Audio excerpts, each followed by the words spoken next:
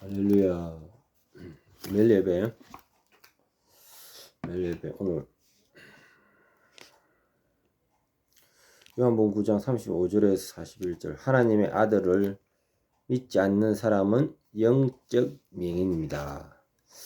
오늘 맹인된 자, 낯선 맹인된 자가 마지막으로 지금 9장이거든요. 요한복음 9장이거든요. 요한복음 9장 한 장 전체적으로 실로암에서 치유받았던 낯선 맹인된 자 한 장의 통째로 사용되었습니다. 이 성경이라는 것은 오묘한 진리가 있는데 한 장을 통째로 사용했다는 의미가 있어요.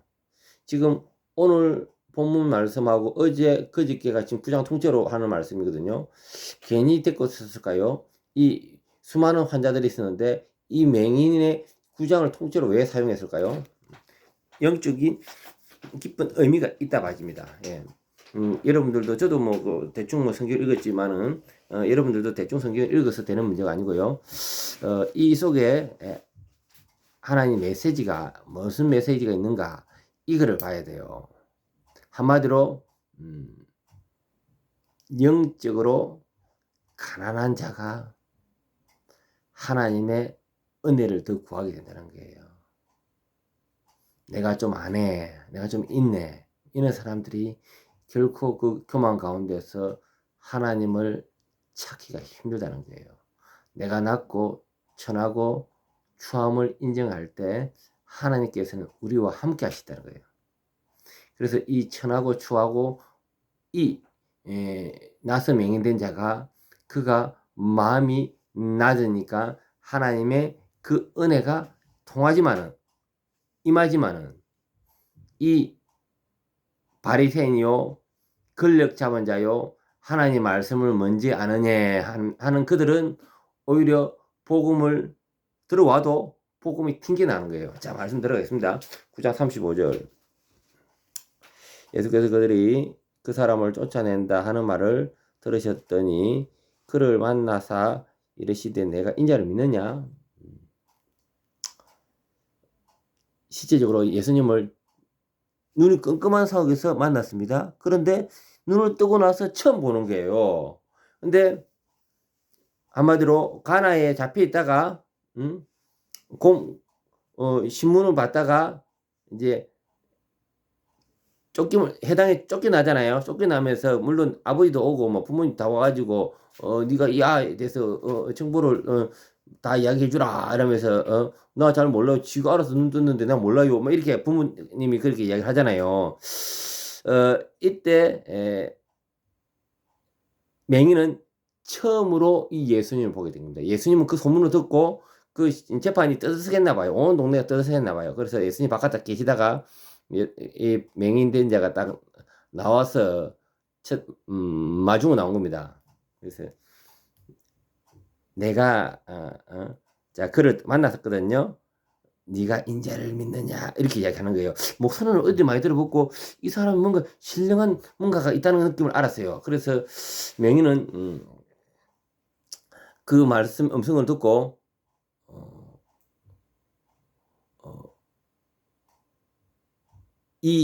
네가 믿을래? 우리가 하나님의 부르심이 어느 누구나 성도들은 하나님 부르심이 응답한 사람입니다. 세상에 대한민국에는 누구나가 복음을 들었을 겁니다. 그러나 그 복음을 듣고 나서 그 복음 부르심에 응답을 한 자는 그리스도인이요 응답하지 않은 자면 옛날 그대로 사는 거예요. 자, 그도 복음을 듣고 내가 네가 믿느냐? 네가 인자를 믿느냐? 딱 질문합니다. 자, 36절에서 38절까지 이제 맹인의 신앙 고백이 나옵니다. 대답하여 이르되 주여 그가 누구시니까 내가 믿고자 합니다. 이렇게 이르시되 네가 그를 보았거니와 지금 너와 말하는 자가 그이니라. 내가 너를 낫게 한 사람이다. 이르시되 주여 내가 믿나이다 하고 버뜩 엎어지죠. 왜? 자기는 보지는 못했지만은 정말 이거는 하나님의 은혜 아니고는 안 된다. 그의 출생은 예수 그리스도를 만천하에 증언하기 위해서 태어났다는 겁니다. 그리고 그는 이 신비 가운데, 이 은혜 가운데서 예수님을 더 이상 더 높이고자 하는 마음이 들었죠. 더 예수님을 믿고자 하는 마음이 들었습니다. 예. 점진적으로 믿음이 나아갔고요. 맨 처음에는 그전에는 선지자였다는 말씀을 앞번에 9장 17절에 나오거든요. 그런데 만나서 얘기하면서 자기 느낌이 아니다. 이거는 인자가 예수 그리스도와 메시아다라는 걸 느꼈습니다. 그래서 내가 믿습니다 하고 자그러지게 되죠. 이렇게 경배하게 되죠. 경배. 절한다는 것은 경배. 예수님께 절하며 경배합니다. 유대는 하나님 외에는 누구에게도 경배하는 것을 용납하지 않거든요. 그런데 예수님은 하나님이시다는 것을, 그의 신성을 나타나게 하는 거죠. 참 하나님이시다는 것을 이제 우리 맹인은 이렇게 몸으로 보입니다. 39절. 예수께서 이르시되 내가 심판하러 이 세상에 왔으니 보지 못하는 자들에게 보게 하고 보는 자들은 맹인 되게 하려 함이라 하시니,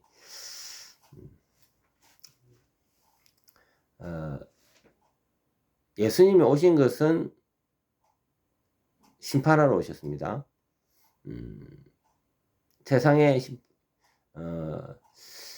세상을 심판하러 하심이 아니요, 말과 무슨 되지 않지만은 예수님은 본질적으로 구원하기 위해서 오셨거든요. 그래서 복음에 거부하는 자는 튕겨나는 거죠. 복음을 받아들이는 사람은 구원을 얻고요. 이것은 선택 예정설이라고 표현합니다. 선택과 예정설. 예. 하나님의 선택된 자는 딱 예비되어 있다는 겁니다. 그리고 또 유기된 자도 예비되어 있고요. 근데 똑같은 복음을 들어도 마음이 가난한 자나 그 마음에 믿음을 바꾸지 않은 갈급함 심정 위에는 그 마음이 쏟아집니다. 그러나 그 마음에 불안과 거부와 좌절이 있는 사람들은 그 말씀이 안 들어가는 거죠. 자, 참된 시력과 영적 명인, 보지 못하는 자들을 보게 하고 하나님께서 선택한 자들은 눈을 뜨게 합니다. 보는 자에게 맹인이 되게 한다. 스스로 안다고 하는 바리새인들은 오히려 영적으로 맹인이 됩니다. 맹인이 되죠. 스스로 안다고 하는 바리새인들은 맹인이 되죠. 그래서 우리가 하나님을 안다는 어떤 얄팍한 지식으로 우리가 하나님을 내가 좀 아네. 내가 교회를 몇 년 들었네. 내가 20년 들었네, 30년 들었네. 이러면서 뭔가 이게 체계성이 없는 분들이 다수입니다. 한번 보세요. 교회 가면은 신학을 제대로 하는 사람은 목사님 말고는 없잖아요. 그들은 그 예로 들었다 하지만은 다 옳지가 않다는 겁니다. 완전하지 않고요. 그렇기 때문에 우리가 대부분 많은 사람들이 신앙에 있어서 충분하게 편견이 있을 수가 있습니다. 오늘날 제가 계획주의 설교를 하고 있지만은 계획주의의 가장 핵심이 뭐냐면 교리를 공부를 해야 되거든요. 오늘날 교회가 교리를 공부하지 않습니다. 그러다 보니까 교회 안에서도 이 복음 저 복음 막 들어오는 겁니다. 그거를 그럴 수 있는 그럴망이 없어요. 딱 잣대가 없단 말이에요. 잣대가.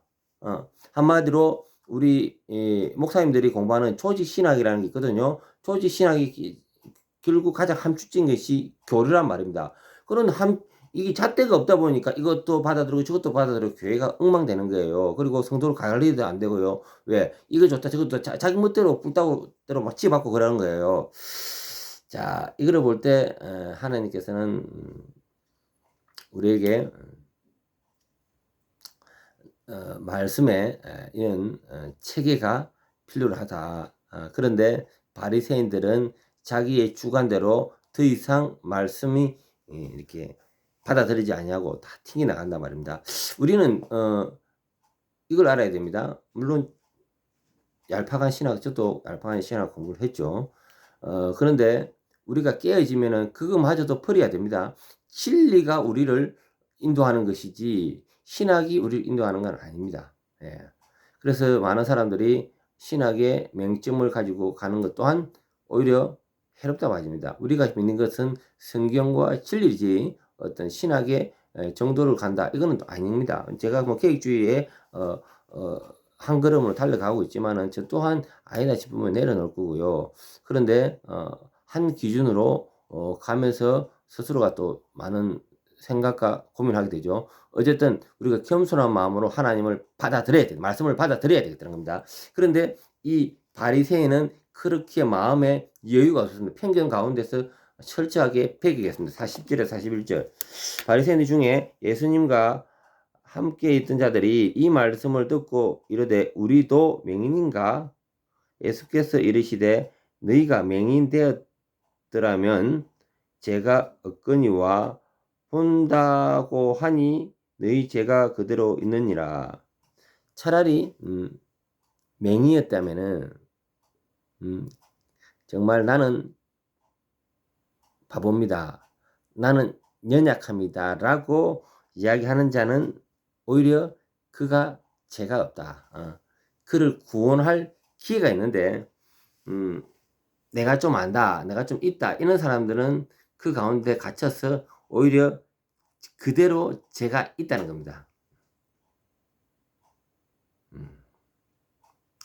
그래서 우리 마음 본바탕에 믿음에 들어갈 수 있도록 마음을 옥토로 만들어야 됩니다.